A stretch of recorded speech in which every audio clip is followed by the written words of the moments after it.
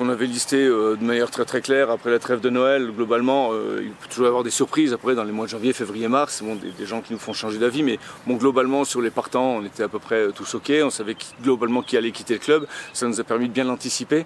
Le fait d'arrêter au mois de mars aussi nous a laissé du temps aussi pour regarder, prendre des informations, regarder des images, etc. Puisqu'on ne pouvait pas se déplacer, il n'y a plus de match. Et voilà, après... mettre une valeur ajoutée en termes offensifs, enfin en termes en tout cas d'efficacité offensive. Alors en prenant Anani, 16 buts en national, Diallo 8 buts en national, c'est quand même des chiffres qui font parler sur le national. C'est quand même deux des meilleurs buteurs à leur poste, je dirais.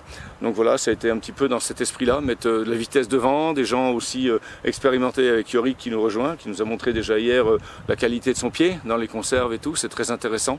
Voilà, et puis derrière, remplacer Pierre et puis notamment Eric qui sont partis. Bon, ça c'est un petit peu, on est un peu plus dans l'inconnu par rapport à notre défense, mais bon, globalement, ce qu'on voulait faire a été fait. Ouais, parce que le Caravé, on cherchait aussi quelqu'un devant qui pouvait être notre leader un peu sur notre attaque, alors quel que soit son poste, hein, c'est pas même s'il joue sur le côté ou etc. Mais voilà, quelqu'un qui peut emmener un peu l'équipe, fait pas penser comme ça quand on le regarde, un peu à Romain Grange, hein, déjà physiquement et puis dans sa manière de jouer, très bon pied. Bon, pour nous ça va être un plus, sur les coups de pied arrêtés aussi, ça c'est important. Et puis après, bon, le club, vous avez bien remarqué depuis quelques années, on n'est pas trop sur du recrutement des trentenaires parce que bon, on peut toujours y mettre une petite valeur ajoutée.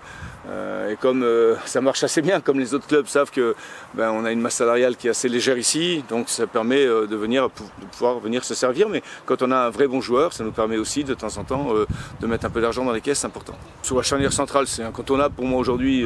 Toutes les charnières centrales de haut niveau ou de très haut niveau sont des joueurs très grands, qui sont solides, aptes au duel, etc. et qui en plus doivent être de bons footballeurs pour pouvoir être dans les premières relances.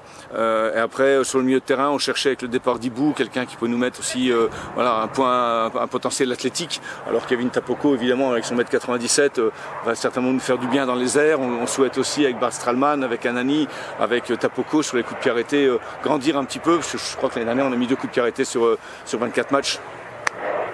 Voilà, on est trop en retard par rapport à ça.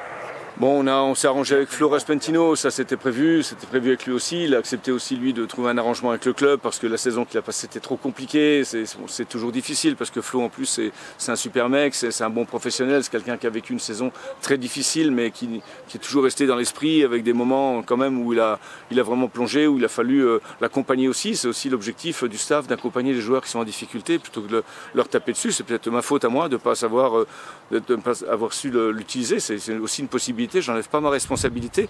Je pense qu'aujourd'hui il a fait le bon choix, voilà, de quitter le club, de trouver un nouveau projet. Voilà, parce que bon, on est pas, par rapport à la saison dernière, on partait pas trop en confiance. Donc voilà, autant régler le problème, comme ça c'est clair. C'est vrai que si chaque année on perd nos 3 meilleurs éléments, c'est toujours compliqué de reconstruire. Parce qu'à un moment donné, tu vas pouvoir remplacer à valeur égale, et une fois tu vas te tromper, tu vas prendre un petit peu moins bon parce que tu penses que tu as bien fait, et puis si tu t'es trop trompé, à un moment donné ça peut faire très mal. Donc il faut le savoir aussi. Mais bon, aujourd'hui, le GF38 n'est pas vendeur.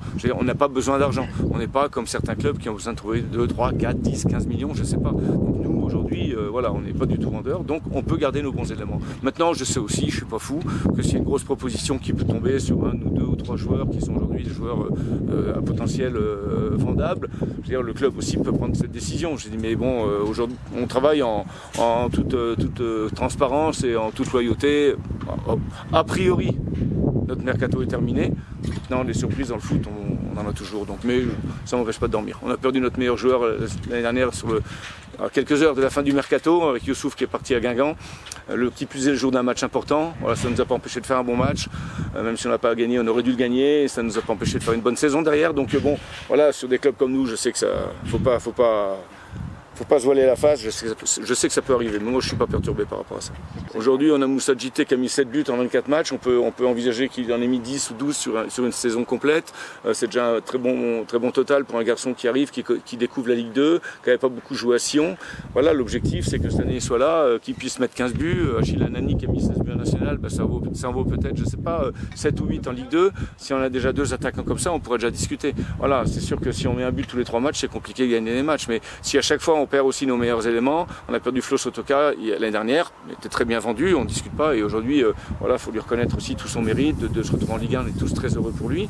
Après, il faut savoir aussi que ça nous fait mal. Donc bon, à un moment donné, on peut pas être aveugle ni fou, quoi. Voilà, si chaque fois on se sépare de ces bons éléments, il ne faut pas venir demander non plus trop de résultats. Mais à un moment donné, voilà, le président est parti dans une direction qui fait qu'aujourd'hui, voilà, il nous laisse à disposition, jusqu'à preuve du contraire, nos meilleurs éléments, à nous d'en faire la meilleure utilisation.